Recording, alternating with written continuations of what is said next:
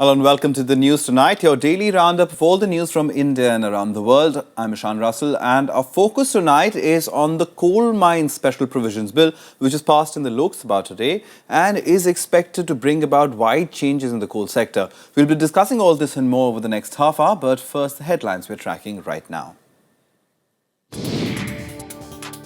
Lok Sabha passes Coal Mines Special Provisions Bill 2014.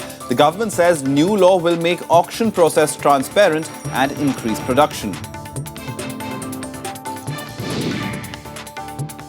A day after he triggered the controversy, Lok Sabha MP Sakshi Maharaj says he regrets his remarks about Nathuram Godse.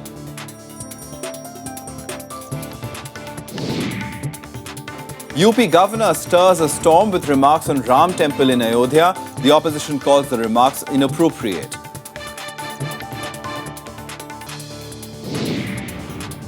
The CBI arrests West Bengal Transport Minister Madan Mitra in the Sharda Chit Fund scam.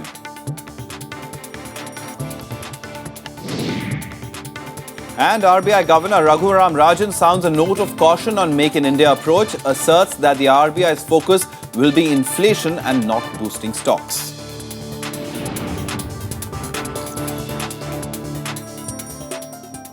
Our top story tonight, the Coal Mines Special Provision Bill 2014 was passed in the Lok Sabha today. Coal Minister Piyush Goyal said the new law will help make the auction process of the coal mines more transparent. He also claimed that this would help increase coal production, but the opposition questioned the government over the lack of policies to better the lives of coal mine workers. The NDA government's new coal policy will help Coal India produce at least 1 billion ton of coal every year. Replying to several queries raised by the opposition, Coal Minister Piyush Goyal also said that the government had no intention of privatizing Coal India. The Coal Act 1952 takes care of the interests of coal mine workers. The minister assured the House that the Coal Act 1952 takes care of the interests of coal mine workers and that coal blocks will be allocated via e-auction and the system will be completely transparent. आज के बाद जो भी खदानें दी जाएंगी उन सब खदानों पे एक रिजर्व प्राइस होगा अगर वो सरकारी कंपनियों को दी जाएंगी और अगर पब्लिक में ऑक्शन होगी जिसमें ई ऑक्शन के द्वारा इसको किया जाएगा वो पैसा अधिकतर राज्य सरकारों के पास जाएगा और बाकी जो बेनिफिट है वो कंज्यूमर्स को पास ऑन होगा. Earlier, Congress MPs Jyotiraditya Scindia had raised the issue of the target set for Coal India. He accused the government of making a mockery of the Supreme Court order regarding the coal block allocations. He alleged that the government had lost a chance to solve all problems relating to the sector. The member also asked the government to send the bill to a standing committee for closer scrutiny. Speaker, sir, there should be no amendments to the Coal Mine Nationalisation Act. There should be no amendments to the MMDR Act. The amendment, according to me, should be acceptable for the inclusion of state government companies, should be acceptable for joint ventures between two government companies. The problems of labourers working in coal mines were also raised by MPs of the left parties, TMC, BJD and TRS. Coal Mines Nationalisation Act अलग से लेके आइए क्योंकि उसमें हम कर्मचारियों के बारे में, लेबर के बारे में डिस्कशन करने का हमें ये मिलता है and the welfare of the workers has to be the prime concern. Extend benefits of NCWA to workers of captive coal mines in India. They're accruing huge profit, but nothing going for the welfare of the workers. Then stop outsourcing contractual agency work in coal industry. The amendments moved by TMC, BJD and CPIM were rejected by voice vote. Shyam Sundar's report for Rajya Sabha TV. Those in favour may say aye, those against may say no. I think the ayes have it, Class 3 stand part of the bill. Well, to help us understand what this entire coal bill is all about, we are joined by Mr. Priyaranjan Das. He's a senior journalist. Thank you very much for talking to us, Mr. Das. Simply first, explain the importance of this bill in terms of what it means for the coal sector.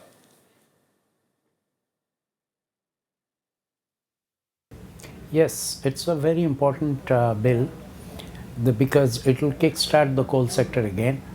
As we know, the allocation of coal blocks since 93 actually have been cancelled by Supreme Court. These coal blocks have to be reallocated, and for that the government is adopting an auction process, and it has been quick off the block. It has fixed up an auction calendar. It wants to go ahead with that, and it's good that things again start happening quickly in the coal sector. It's such an important sector for power, for steel, cement, and so many other core sector industries. And this bill is an important bill for the economy as a whole. All right, sir, but as far as the opposition goes, now the opposition had a whole lot of contentions about this bill. In fact, if I'm not mistaken, the TMC and the leftists are calling this the denationalization of coal mines. Do you think this fear is founded on solid ground? In fact, it is not. And my reservations about the bill would be that actually that should have been the case. Means we should have had a repeal of the Coal Nationalization Act and allowed a free commercial mining of coal. That would have been the ideal situation.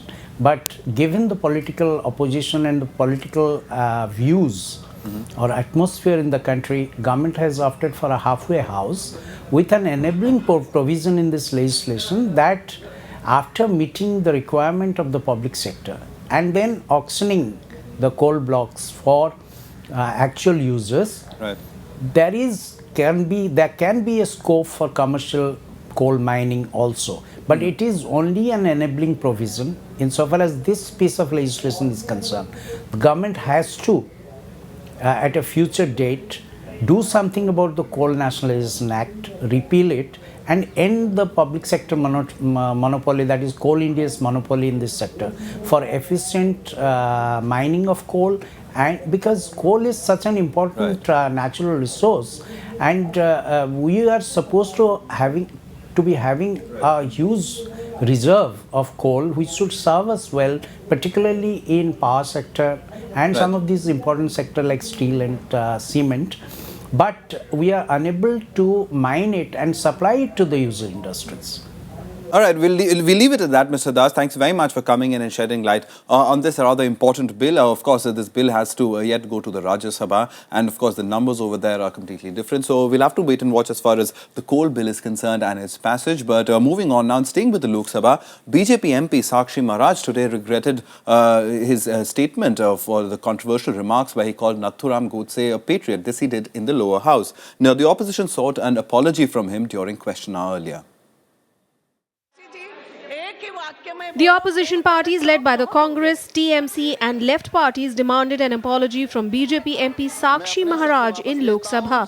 The members even moved an adjournment motion. In a controversial statement, Sakshi Maharaj had referred to Mahatma Gandhi's assassin, Nathuram Godse, as a patriot. मैं अपने शब्द वापस लेता हूं, सदन और देश के सामने खेद व्यक्त करता हूं. Before the apology, opposition parties had given an adjournment motion during question hour. Speaker Sumitra Mahajan rejected the motion, saying it should be raised under the set rules. Opposition uproar following this led to the adjournment of the House for 10 minutes. Adjourned to meet again at 11:25.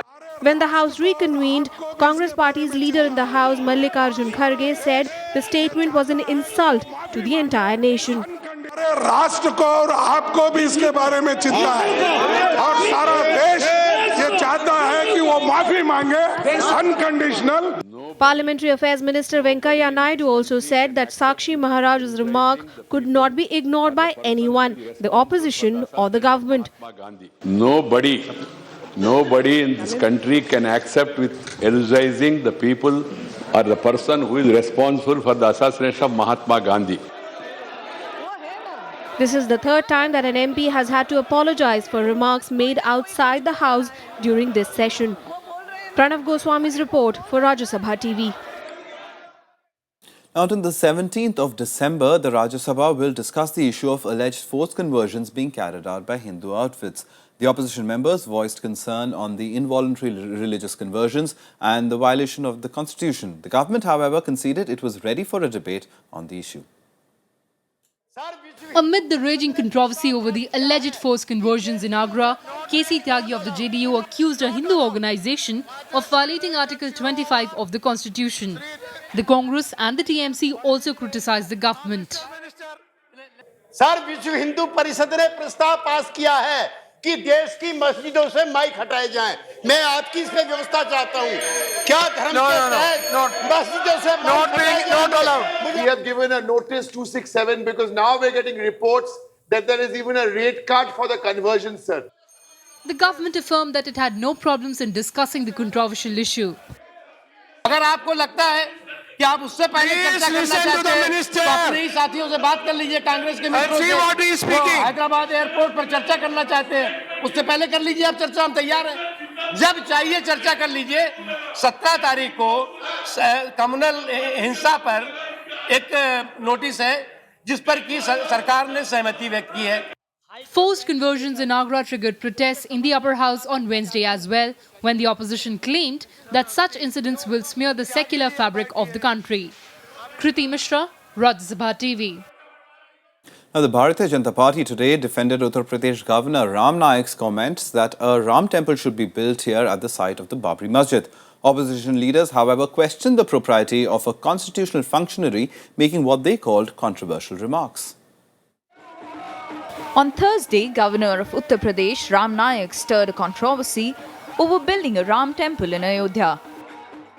देखिए, मैंने उस समय पर जो बात कही वही फिर से दोहराना है तो मैं दोहराता हूँ कि राम मंदिर जल्दी से जल्दी बने, इस प्रकार की भारत के नागरिकों की इच्छा है और वह इच्छा पूरी होनी चाहिए.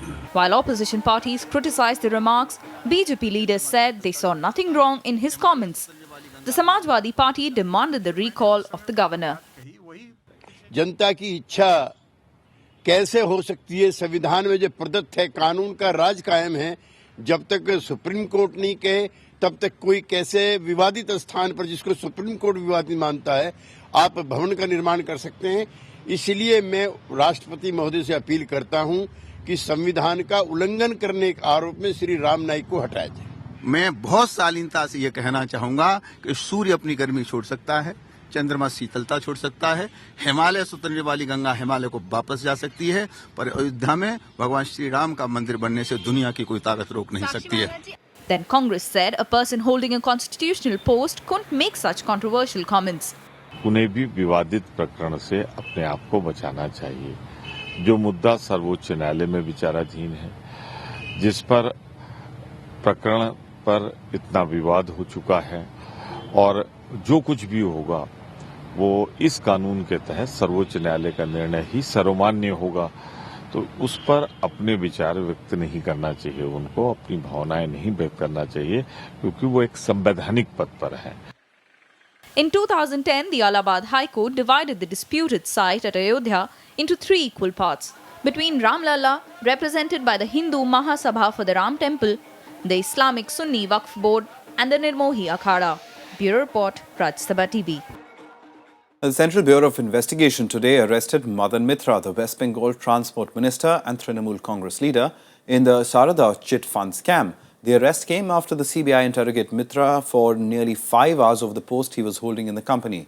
The minister is facing charges of criminal conspiracy, cheating, misappropriation and for deriving undue financial benefits from the group. Madan Mitra was summoned by the CBI in November for questioning, but he checked into a government hospital barely hours before the appearance. ও আমার মিনিস্ট্রিতে আমার colleague সংবিধানে বলেছে আমি সংবিধানের বাইরে কাজ করব না তুমি সংবিধানে ওত নিয়ে আসা একটা লোককে ফটাফট তোমার রাজনৈতিক প্রয়োজনে গ্রেফতার করলে আমাদের কাউকে জানালে না is it ethical is it the কার্টিসি কাল যদি সেন্ট্রাল গভর্নমেন্টের কোনো মিনিস্টার এখানে আসে আর আমি যদি স্পেসিফিক কারণ দিয়ে তাকে গ্রেফতার করি that's a different question. On to some election news now, and campaigning came to an end for the 4th and penultimate phase of polling in Jammu and Kashmir and Jharkhand that takes place on Sunday. 18 seats in Jammu and Kashmir and 15 in Jharkhand will go to the polls in this phase. Here's more.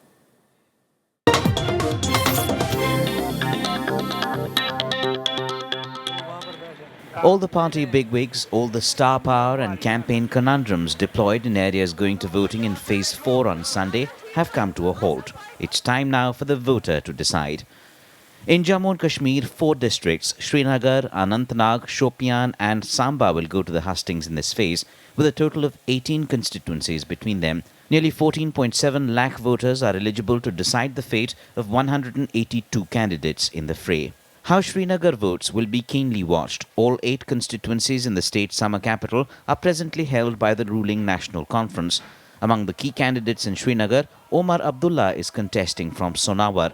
The opposition PDP is looking at major inroads in the 6 assembly seats in Anantnag district this time.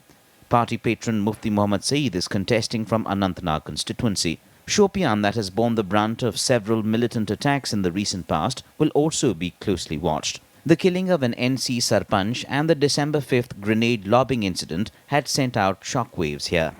Heavy security is in place for polling day to be intensified further over the coming 24 hours.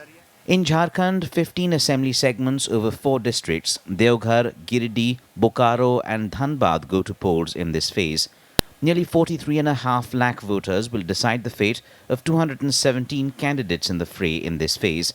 The JMM has fielded candidates for all seats. The Bahujan Samaj Party is contesting in 14 seats, BJP in 13 and Congress in 11 seats, besides others. Close to 5,500 polling stations are to be set up in Jharkhand and nearly 1,900 in Jammu and Kashmir for this phase. The 5th and final phase of voting will be held on the 20th. Counting of votes for all phases will be on the 23rd of December. Bureau Report, Rajya Sabha Television. On to some economic news and dashing hopes of recovery. The industrial production contracted by 4.2% in October, its sharpest decline in at least 2 years. The fall came on poor show by the manufacturing sector and a dip in the output of capital as well as consumer goods. Factory output had declined by 1.2% in the same month last year. Manufacturing output contracted by 7.6% in October compared to a dip of 1.3% in the same month a year ago. The production of capital goods, a barometer of demand, declined by 2.3% in October as against a growth of 2.5% in the same month of last year. Overall, 16 of the 22 industry groups in the manufacturing sector showed negative growth in October.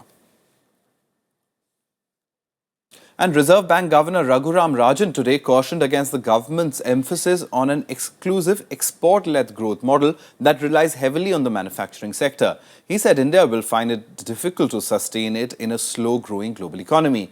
He also defended the RBI's policy of targeting inflation, stating that it wasn't the regulator's job to boost the stock market.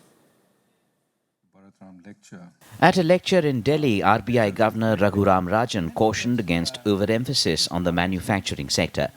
He said unlike its East Asian neighbours, India will have to rely on domestic demand. Importantly announced by the government is Make in India. I think we have to make in India and we have to figure out how to do it better.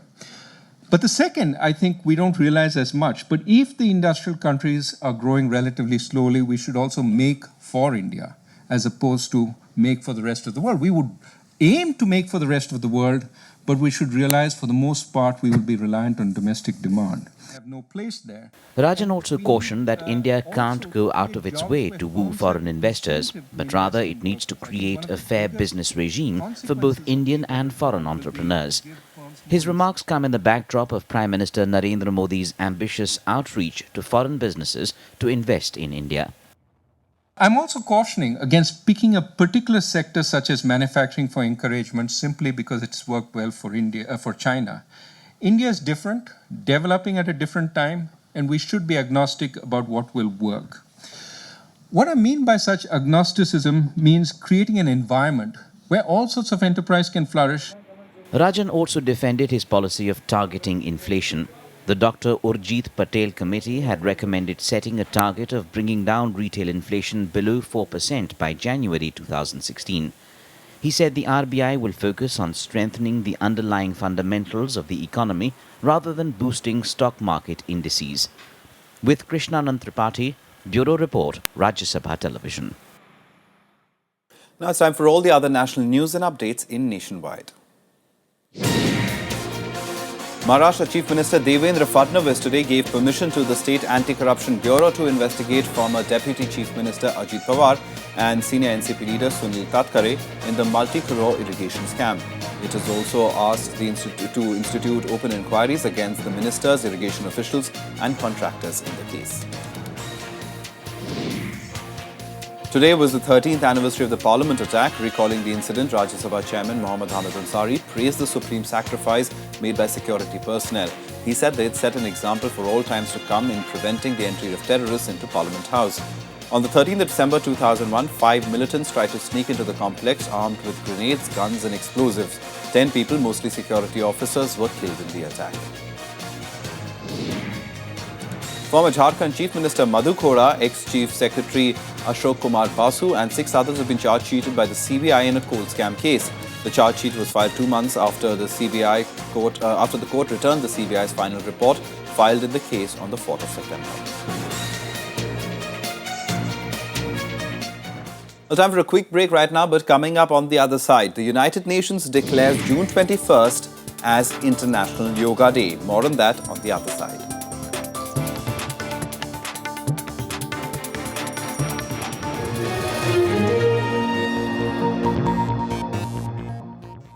Welcome back. This is the news tonight on Rajya Sabha TV.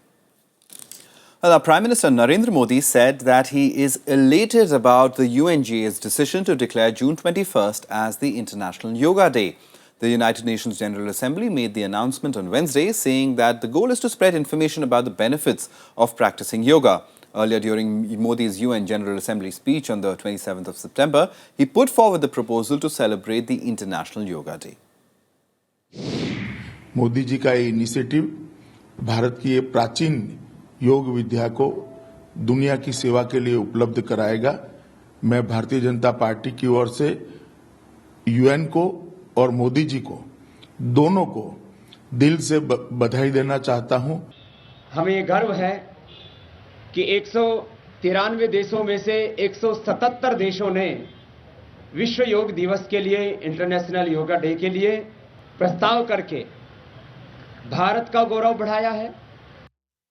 And on to Lima, where the climate summit concluded today. Despite wide divisions amongst various nations, US Secretary of State John Kerry made an impassioned appeal to share the burden of climate change. He also took a dig at American politicians who continue to deny that climate change and its devastating effects are real. US Secretary of State John Kerry created a flutter at the climate summit in Lima. Slamming climate skeptics, he said no single country, not even the United States, can solve the problem alone. Kerry also applauded the landmark agreement signed by the US and China to reduce carbon emissions by 2025. More than half of global emissions, more than half, are coming from developing nations. So it is imperative that they act too. Despite his strong statements, Kerry remained an unwelcome guest among the environmentalists who were protesting against the US program to build oil sand pipelines. I'm here to call on the US government to start taking action at home to keep our commitments to 2 degrees Celsius global temperature rise limit and to take that fight home and UN Chief Ban Ki-moon meanwhile reiterated the need to start what he called the real negotiations. We have been talking over the last 2 decades. Now it is time to begin real, serious negotiations based on draft text. A non-paper is not an option. I urge all delegations to overcome all procedural matters and deliver a draft negotiating text. On the sidelines of the summit, the Peruvian president met French foreign minister, where both leaders sought a legally binding agreement and concrete pledges for the Green Climate Fund.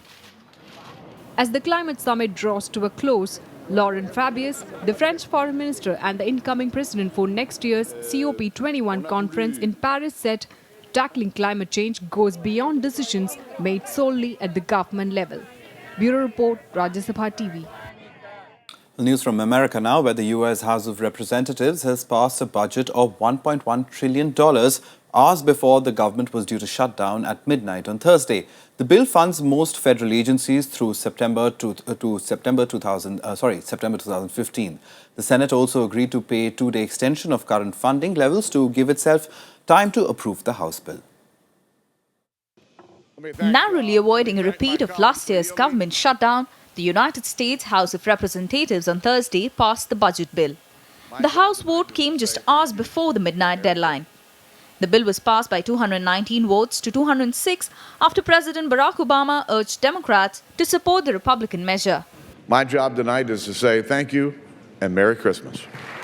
The $1.1 trillion budget will fund most of the government until September 2015, even though some areas will only receive short-term funding. The budget bill must now be passed by the Senate and sent to the President to be signed into law. The President certainly didn't get everything that he wanted. If the President were writing this bill himself, this bill would look a lot different.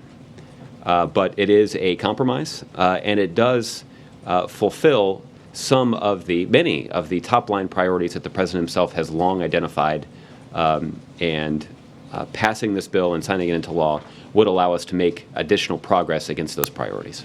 Several Democrats, however, are unhappy at what they call unnecessary concessions made to Republicans. For their part, several Republicans argued that the deal did not go far enough in putting curbs on President Obama's immigration reforms.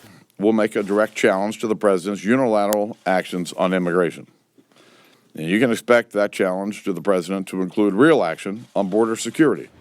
For the time being at least, the two parties have moved past gridlock and averted a government shutdown. Bureau Report, Rajya TV. It's time now to get you all the other international news and updates in Global Buzz. The US State Department has said they are troubled by reports that the head of the Republic of Crimea, accompanied by Russian President Vladimir Putin to India. The head of the self-proclaimed Republic of Crimea said that his first visit abroad is to woo Indian investments. The External Affairs Ministry said they were not aware of his visit and are seeking further clarifications. A day after the government cracked down on Hong Kong protesters, the Chinese state media today reported that pro-democracy protesters have been defeated. Clearance of protest sites passed off rather peacefully, even though over 200 protesters were arrested. Some activists have vowed to continue with other forms of civil disobedience. Trade unions in Italy are holding a strike over their Prime Minister's new labour reforms. Rallies disrupted transport across Italy, including the capital Rome. They're protesting against the government's bid to reform labour laws. They are insisting that the current regulations are necessary to protect workers from being sacked by corrupt companies. Well, on to sports now, where Australia finished with an overall lead of 363 at stumps on the fourth day of the Adelaide Test. Opener David Warner scored the second century of the match, making 102 of 166 balls. His knock was started with 11 fours and a 6. The hosts may declare the innings early tomorrow, leaving India with the task of batting out the fifth day to save the match. In the morning session, spinner Nathan Lyon took his sixth 5-wicket haul in Test cricket as India collapsed to be bowled out for 444 runs in their first innings after resuming at 369 for 5 overnight. Well, that's the news tonight. Good night.